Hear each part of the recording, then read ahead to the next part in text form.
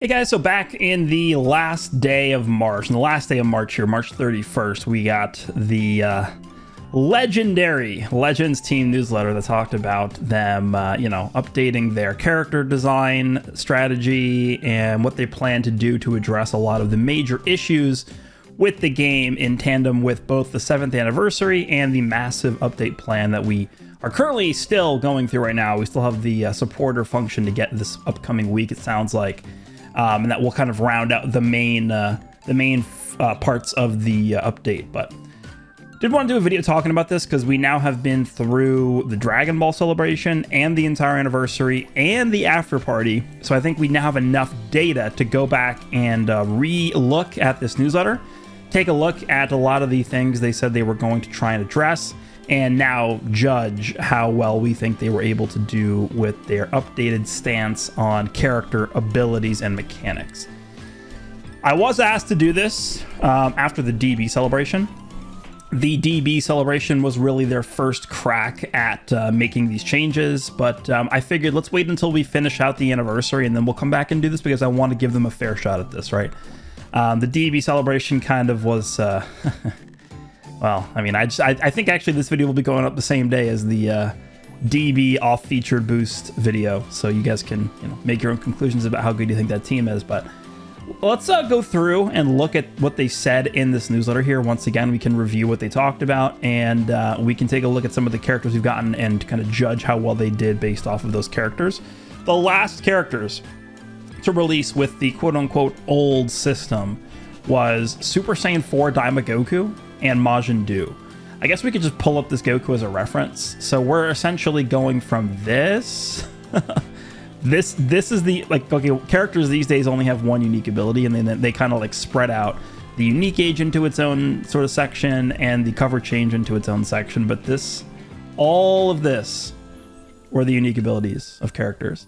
We have, characters essentially able to combo forever, infinite cover null, immune to card destruction, immune to attribute downgrades, really insane disrupt across the board, double cover changes, like literally every character did everything before this update.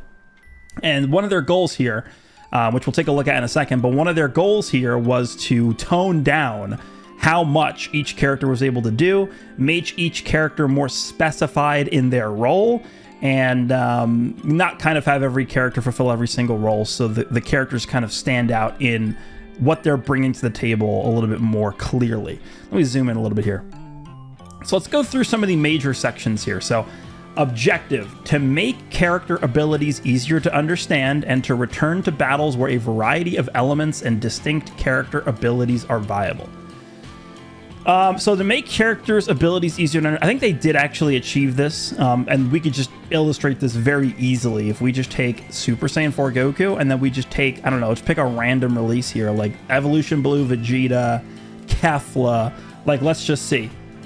So Super Saiyan 4 Goku, once again, this is the unique ability number 1, this is unique ability number 2. Okay, that's a lot of stuff. I mean, you just take one glance at this and you are extremely overwhelmed with what's written here.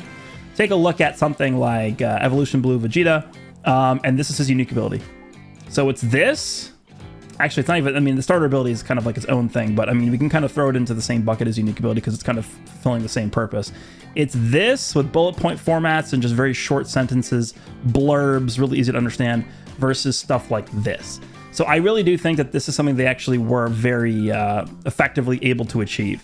Make character abilities easier to understand. I think they did a good job with that for sure, with the shortening of the kits and just making it a lot easier to digest. To return to battles where a variety of elements and distinct character abilities are viable. Looking back at this, I'm not entirely sure what this means. Distinct character abilities are viable. I'm not entirely sure what this means, to be honest. Do they mean like specific parts of a character that are like unique to that character are strong? Because that would imply stuff like the active gauge on full power freeze. That would imply stuff like the KO guard mechanic on Namek Goku. I'm not exactly sure what that is referring to, but okay.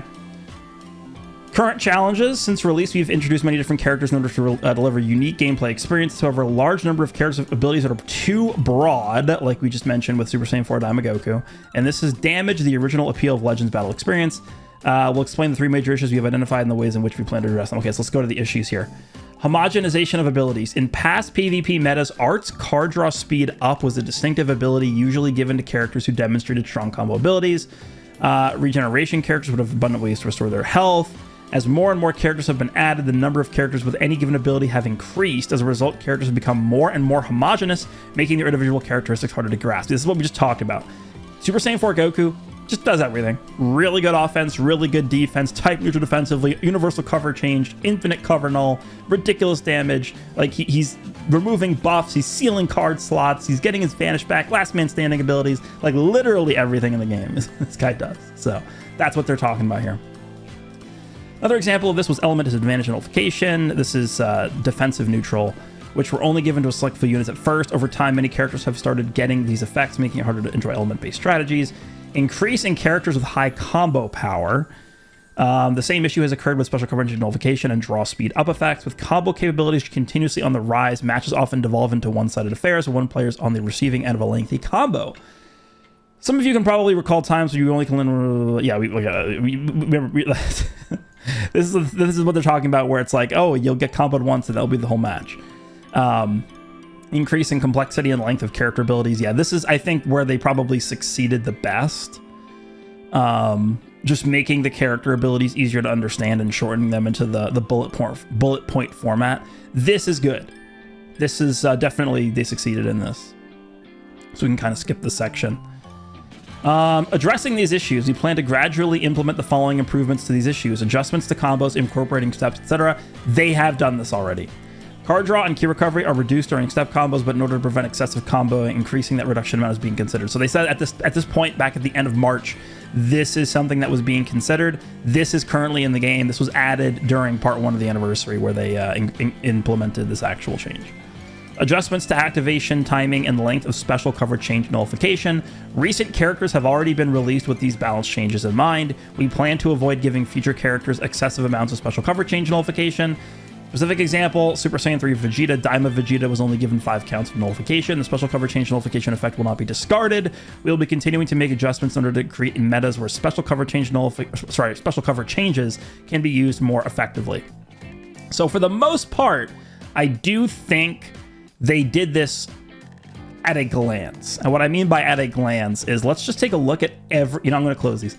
Let's take a look at every single premium release we've gotten since this new strategy was implemented. So we have Demon King Piccolo, Kid Goku, Part 1 anniversary characters, Part 2 anniversary characters, and then Namek, Goku, and Frieza. I'm not going to look at the 1% sparkings for now. So Demon King Piccolo, cover change nullification for 5 counts on entry, and then he gets cover null on his green. Yep. Kid Goku. Oh, we are lagging. Oh god. We're lagging.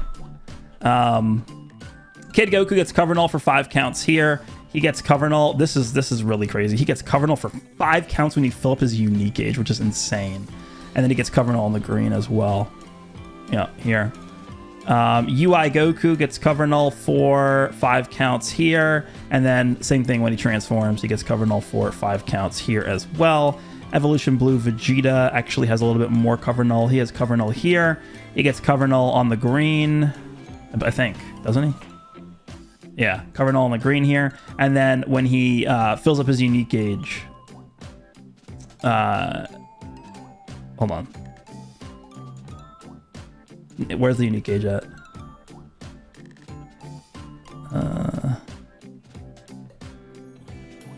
With full gauge, cover null here. Yeah. So that's his way of getting cover null. And then obviously the same thing when he transforms too. Kaioken Goku gets cover null on entry for 5 counts. Then he gets cover null on the green for also 5 counts. Yep. Saiyan Saga Vegeta, cover null when he uses a card for the first time. Where's this? Right here. I guess it has to be specifically a Striker or Blast. And then he also gets cover null on the green card. He can refresh it on here. And then the same thing with the transform version as well. Namek Goku gets cover null when he enters. Right? Yeah, for 5 counts. He does have the lock-in, which is kind of like a pseudo cover null activation, and then he gets cover null on the green as well here. Scroll down for 5 counts. Okay, here's Frieza. Frieza gets cover null when he uses a card for 5 counts, and then he gets cover null every time he uses the Death Beam, which is... Where is it? Here. Every time he uses the Death Beam, he gets cover null here. So when you compare those cover null conditions to something like Super Saiyan 4 Goku, what does the guy get? 10 counts? I actually don't even remember how many. It's 10 or 15. 10 counts. The following effects occur when this character enters the battlefield. Cover null for 10 counts, but then he also, when you fill up the unique gauge, which I think is here, applies the following effects once unique gauge is full. When he resets his gauge, he gets another 10 counts of cover null. So I mean, this character, for all intents and purposes, this character has infinite cover null because he also fills up his unique gauge with the green card.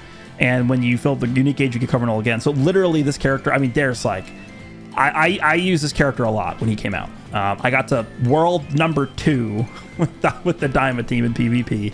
Use this character an awful lot. I would say I was cover changed against this character, I don't know, maybe 3 times ever or something. It's very low.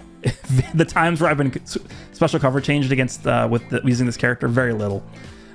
So I think they did actually manage to do this. There are certainly some characters that we can talk about where I think they went a little bit overboard with cover null, especially full power Frieza. This is way too much. This should not be 5 counts. This should be like 3 counts. You should only have enough time to use 1 card with cover null after this. I actually think 5 counts is too long on the Death Beam. Because essentially with this full power Frieza, you don't really have instances where you don't have cover null and you're attacking. That is completely against what they're trying to accomplish with these changes. Namek Goku kind of feels similar because you can kind of chain the cover null into the lock-in, and then you can AoE green, so there's, kind of ways for Namek Goku to get around it as well. Vegeta can get around it too because he can refresh it with the green card, and it's much easier for him to get green cards. Same thing with Kaioken Goku on the Saiyan Saga team, where you can just generate multiple green cards with the characters, and then also Yajirobe providing the extra green card in your deck. So the Saiyan Saga characters, I don't really feel have had many issues with keeping up high uptime on their cover null abilities. Evolution Blue Vegeta actually feels pretty good in terms of his cover null uptime, just because he has many ways of keeping it up.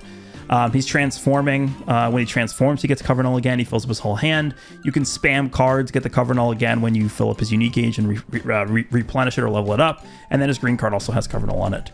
UI Goku, unironically, probably has the hardest time keeping cover null up, but I don't really know if that's a huge deal for him because he's not really a character you're comboing for super long periods of time. And then, I mean, the Dragon Ball characters are just kind of Dragon Ball characters, and they just don't care about this tag, I guess. So yeah, these guys just got the short end of the stick when we compare these guys to every other anniversary, I guess, not even just anniversary, just post design philosophy update character, right? We have these 2 guys, and then like every one of these guys has a better condition except for UI Goku, but I mean, it's UI Goku, right? He's got the dodging stuff. So I think they were able to accomplish the what's the best way to word this? Like, in appearance, they accomplished this. We plan to avoid giving future characters excessive amounts of special cover change nullification. Like, yes, they reference Super Saiyan 3 Vegeta, who only gets 5 counts of cover nullification. Guess who also gets 5 counts of cover nullification? Frieza. This guy gets 5 counts, right? He uses a card. Look. On battlefield entry. Oh, no, it's on here, sorry. On strike or blast arts use. Nullify, special cover change nullification, 5 counts 1 time. And then it resets when he swaps out and then swaps back in. Do you think, with this in mind, do you think they gave this character excessive special cover change nullification? The obvious answer is yes. The obvious answer is yes. So, them kind of referencing, oh, look, we gave Super Saiyan 3 Vegeta only 5 counts, so that means it's balanced. in appearance, in theory, hypothetically, sure, I can buy it. But then you can't give the character 1,600 billion other ways of getting cover null for 5 counts. Otherwise, it doesn't matter, right? So that's where they kind of missed the ball with this one. Adjustments to length and activation opportunities for element disadvantage nullification. We consider a variety of factors when deciding the element of a new character, but one of the most important is whether specific parties need a given element. However, element disadvantage nullification has increasingly been used as a way to ensure characters have competitive abilities if the meta when they are released features characters that have an element disadvantage against. Examples of characters released, they talk about God Goku. In order to emphasize the fun of building teams around elements, we intend to reduce the length and opportunities to activate element disadvantage nullification. Instead, we will adjust more fundamental abilities like inflicted damage increases or sustained damage reduction to balance characters. This is something they definitely, I think, did as well. And again, we can use this guy as a reference. This guy, look at this. Nullifies own unfavorable element factors for damage sustained for the first half of the entire fight. So that's pretty crazy. We are not going to see that on probably ever again, honestly. We're probably never going to see this ever again, unless it's a very, very specific case. This guy doesn't have that. Evolution Blue Vegeta doesn't have that. This guy doesn't have that. This guy doesn't have that. This guy doesn't, and this guy doesn't, right? Namek Goku, like, for example, will get type neutral for 5 counts after he's done 2 unique ages. Right, so there's kind of a way to build up to it, and it's only for 5 seconds. So, and then same thing with Full Power Freeze. The Full Power Freeze, I think, actually has, to be honest, I don't even know why this guy has this, because there's not like a menacing purple character that exists right now, but look at this. On entry, he gets 5 counts of defensive neutral here, which I can't tell you why he gets this. I don't know, but he does get this. But this is still better, and you know, quote unquote, more balanced than something like this for sure. 100%. So they kind of did make this change. Adjustments to disruption and recovery abilities. This is the area that I thought was going to be the most important, and I think it is the most important on here. The limit on sustained damage cut effects is one of the root causes for the increase in disruption and recovery abilities, and so it has been removed. Damage cut effects will now be called damage guard. We plan to gradually reduce excessive disruption and recovery abilities in future characters, making up for the difference with more fundamental abilities. Specific example, where reduced ki by 40 would have been considered previously, the character will instead get reduced ki by 20 and higher damage guard values. And then they say in April, characters will have greatly increased values for effects like inflicted damage up and damage guard, which didn't actually end up being the case. But their overall power will not be drastically stronger compared to existing characters. Like, if we take a look at this, like, okay, let's use Super Saiyan 4 Goku again. 280% damage inflicted. Our next release with Demon King Piccolo, 270. I don't know what to tell you. Damage guard, sure. Damage guard, sure, because damage guard didn't exist. Right, Demon King Piccolo initially was given 130, they buffed it to 160. This guy has 70% reduced damage received and then extra 20% versus like specific types of damage. So yes, the damage guard number, you know, was buffed, but I mean, it's hard to really compare these two because this is reduced damage received, which is different. So the disruption stuff is really what I was looking at here, going into the new philosophy, because again, we take a look at the Daima team. The Daima team was basically, you could not combo against the Daima team. You would get, your hand would be obscured, you get paralyzed, you would get locked in, you would have your whole hand sealed, you would have all your ki lowered, you would have your whole hand destroyed. Like, it's just unstoppable levels of disrupt. Where is the part of Majin Ku? It's probably down here. It's when he enters, right? No, where is it? Applies the following, look at this. Applies the following effects to self every time when faced with an enemy. No, not this one. Applies the following effects to enemy when changing cover. Destroys 2 cards, reduces ki by 50. When he enters the battlefield, destroys a card, reduce ki by 30. So you're telling me every time he enters the battlefield, he's destroying 3 cards and lowering ki by 80. And then when he gets hit by an arts card, I'm just looking for specifically the disrupt effects. He's lowering enemy card draw speed, increasing their cost, sealing their main ability, and paralyzing them. That's when he gets hit once. All of this and all of this. We certainly don't have anything like that even remotely close now. Full Power Frieza definitely has some disrupt stuff, like that's pretty powerful. So let's see here. Full Power Frieza, on battlefield entry, he is lowering enemy ki by 30, and then when he's hit, he's lowering ki by 10. So that's minus 40 ki, but then he's also increasing enemy cost by 15. So the true ki reduction here is 30, 10, 15. 55 ki essentially is what they're asking you to make up for, right? Frieza's lowering enemy ki by 40 and increasing their cost by 15. So the net effect is you are losing 55 ki for the next arts card that you use, which is a lot. That is a lot, considering how little disrupt effects you have on these other characters, right? Evolution Blue, Vegeta destroys 2 cards when he gets hit. This Goku, I would say, is a pretty actually well-designed... I mean, people might not like me calling it this, but I actually think Kaioken Goku is a pretty well-designed disruption ability, where it disrupts the opponent, but it's once his gauge gets filled up. It's kind of similar to like Super Baby 2's gauge or Ultra Legendary Super Saiyan Broly's gauge, where it doesn't just... You enter the battlefield, Majin Ku effect, the opponent is rendered completely crippled and worthless. That's not how it works. You have to actually get hit a few times for it to actually go off, which I think is better. Vegeta destroys cards, but I actually, if I had to pick one disruption mechanic that I thought was actually the best designed, I think it might be this Vegeta. And the reason why I like this a lot, let me actually find this so I can show what I'm talking about here. When hit by enemy arts 1 time, enemy ki minus 30 and destroys 2 enemy cards. This is a powerful effect. And you're stealing the opponent's main ability as well. The reason why I like this a lot is because it forces you to be proactive to get the defensive abilities, right? You have to actually fill up Vegeta's gauge, and the way you fill up Vegeta's gauge is by charging. Typically, this is done by overcharging in neutral or charge stepping in combos. Charge stepping in combos is the easiest way to get this filled up by far.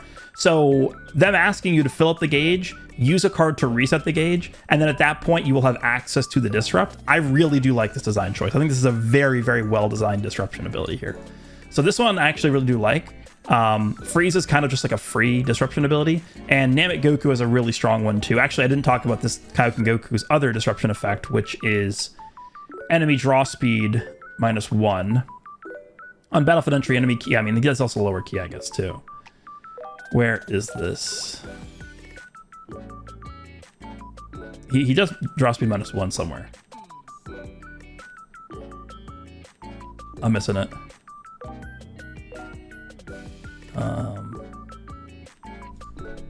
Draw speed. Here we go. When on battlefield, enemy switches, enemy draw speed -1. So if you're switched in with Kaioken Goku and then you're getting comboed and the opponent switches into, like, I don't know, Full Power Frieza or something like that, he'll be afflicted with -1 draw speed, which is pretty good. I think that's pretty strong, actually, because you combo that in with something like Namek Goku, who also has all enemy draw speed -1, and he's also destroying cards. So this is a really powerful way to disrupt, but it's not excessive to the point of Majin Ku.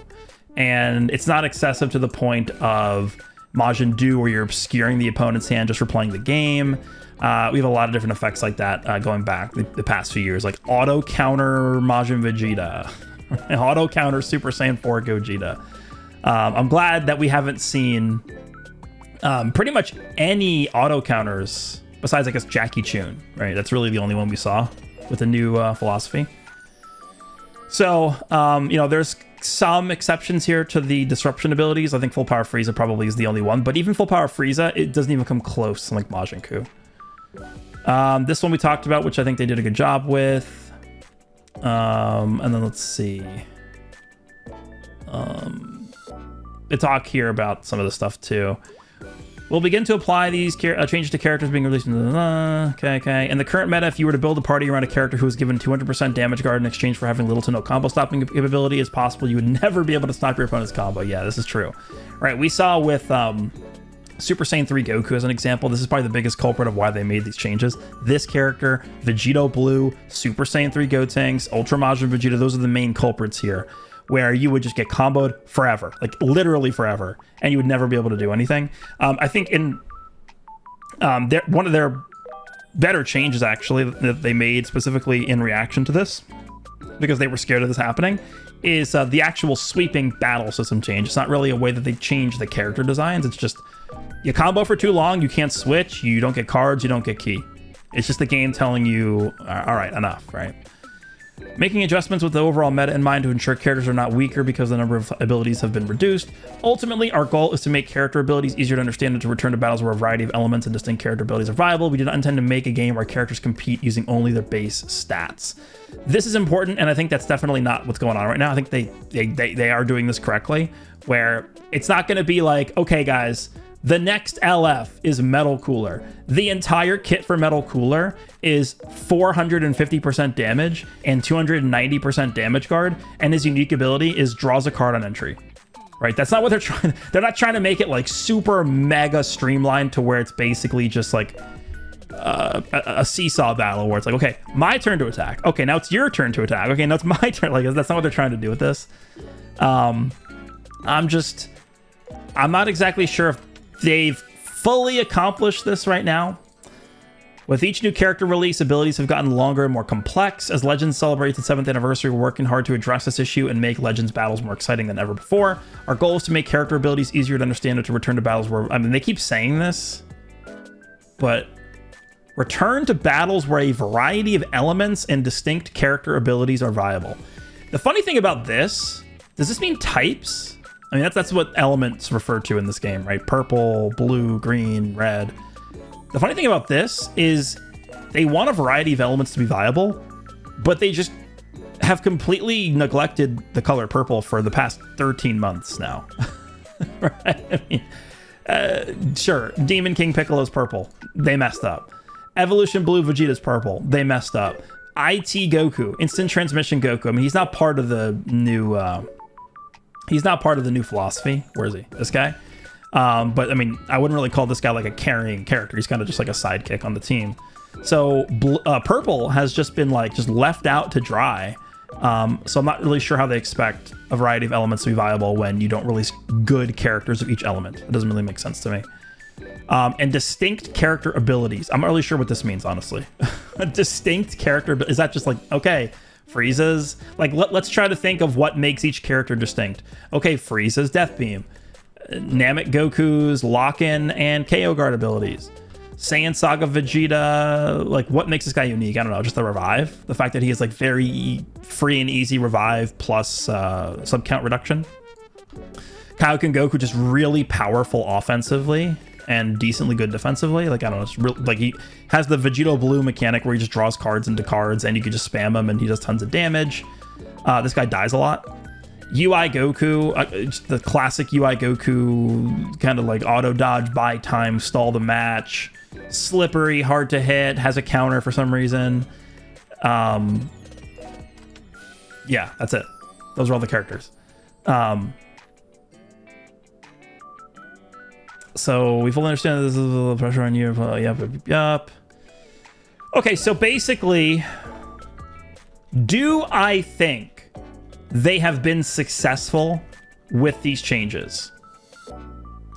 I think to a certain extent they have been, but I think to a certain extent they have not been, would be my final answer to this. And that might not be a very satisfying answer to a lot of players. But objectively, if we look at what we had going into these changes, Majin Ku, Super Saiyan 4 Goku, Majin Vegeta, characters like Super Saiyan 3 Goku, Vegito Blue, Future Gohan and Trunks, like, you know, some of these really just stupidly overpowered characters that wouldn't end their combo. They'd be able to do everything in the entire game. We take a look at that, and then we take a look at what we have for the 7th anniversary. I think like UI Goku, when he released in part 1, leaps and bounds the best character in the game at this point. First part 1 of the anniversary, this character just was far and away, I think, better than the rest of the game. But it's not because he did more than this Super Saiyan 4 Daima Goku. It's not because he had more disrupt, more support than Majin Ku. It's not because he was defensively better than Ultra Majin Vegeta. It's because he focused in on the areas that he was able to perform well, and he did those things very, very, very, very well. Basically unhittable. By far did the most damage in the entire game. and had like a really powerful defensive slew of mechanics. I don't really know if they really needed to give him that many strong defensive abilities, to be honest with you guys. Looking back at how this character has aged with like some characters like Frieza, Namek Goku, and the part 2 characters, I am kind of glad that they gave him those abilities. But back when this guy dropped, like him having those defensive abilities kind of seemed like a mistake at the time, and because it wasn't even close. Like it was this character and then like a gap and then the rest of the game after this guy. So I don't want to say that he had too many defensive abilities, because in hindsight it does help him a little bit. But this guy was not the best because he did everything in the game better than something like this. He didn't do everything in the game better than Ku. He did his job better than any other character in the game did their job, and that's why he's the best. He was the best when he dropped. So I think in that regard, they did do what they said they were going to do for this. But there are some things here that I think they could do better. The biggest issue I have with the game right now is we just haven't been given any super powerful purple character to kind of even the playing field with a lot of these greens running around. And then the second thing is, where are the tanks? That is my biggest problem right now. Where are the tanks? Right? We take a look at every single character that's come out since April, where they made these design changes. Demon King Piccolo's not a tank. Tamborine's not a tank. Kid Goku's not a tank. Jackie Chun is not a tank. UI Goku not a tank. Evolution Blue Vegeta's not a tank. Khalifa's not a tank. Kaba's not a tank. Kaioken Goku can be a tank in certain situations, but he's not a designated just mega tank character. Vegeta's not a tank. Tien is not a tank. Nappa's not a tank. Krillin's not a tank. Namek Goku's not a tank. Full Power Frieza, half a tank. I would say his secondary role is a damage sponge character. Kefla, certainly not a tank. Final Form Frost, Full Power is not a tank. The only character that I would say with confidence is essentially a designated tank character is Ultra Super Vegeta Ultra Super Vegeta with his platinum equipment. This guy's a tank. And that's one of the reasons why I feel like he has so much value right now, because he's the only modern character that you can classify as a tank, and no other character can do that. You can't say that about any other character. There was a time in the part 1 of the 7th anniversary where I think you legitimately could classify Shallot as a pretty good tank. That time has come and gone. Shallot was a good tank for part 1 of the anniversary.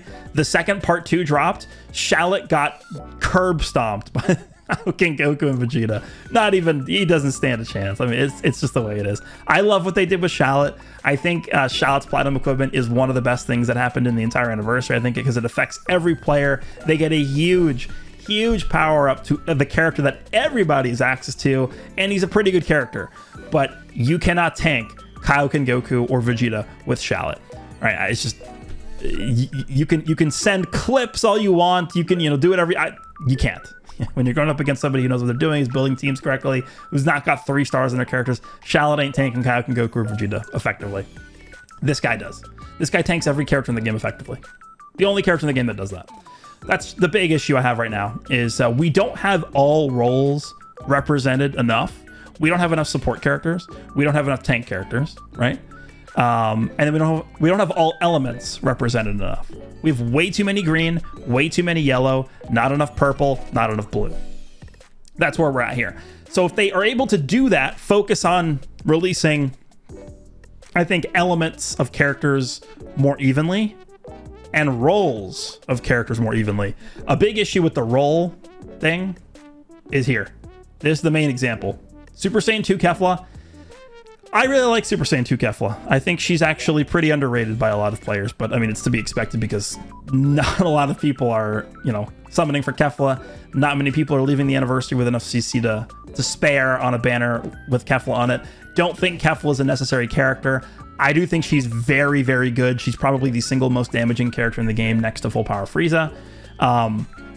But specifically referring to the Universe Reps team, this is not what the Universe Reps team needed. And it's unfortunate because if they really went out of their way to make Kefla like a super powerful tank character that was also kind of like pseudo supporting, maybe again, she gives damage guard to the whole team. Maybe she also gave HP restoration to the whole team. Maybe she gave damage support to the whole team.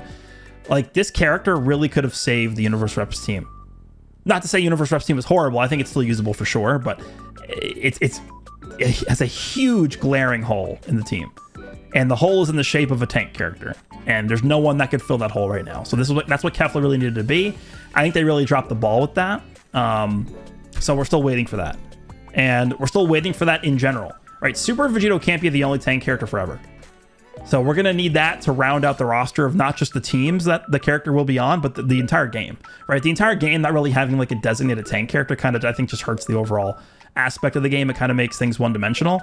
And then, again, the same thing with elements. So if they can figure out a way to do that and give us more balanced releases in terms of elements and roles, that will be a huge way to, I think, push the game forward and make things a little bit more interesting. But we'll see. I think when people look at this, they're going to be like, oh, they said they were going to, not give cover null to every character and do this and do that. And yes, there are certain exceptions. Like Full Power Frieza does not need this cover null. He doesn't need all this cover null. The cover null that he gets from the Death Beam should have only been 3 counts, not 5. 100%. I think characters like Namek Goku probably didn't need cover null plus the AoE green plus the lock-in plus KO. Like he's got so, this character's gonna age so well, man. He's gonna age really, really well. So I don't think every one of these releases needed every single aspect of their kits.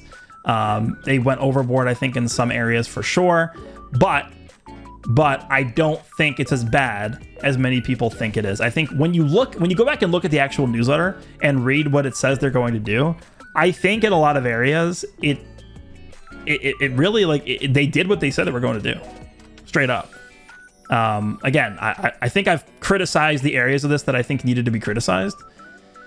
One other thing that we can kind of point out, and I'll end with this, is this. We plan to gradually implement the following improvements to these issues.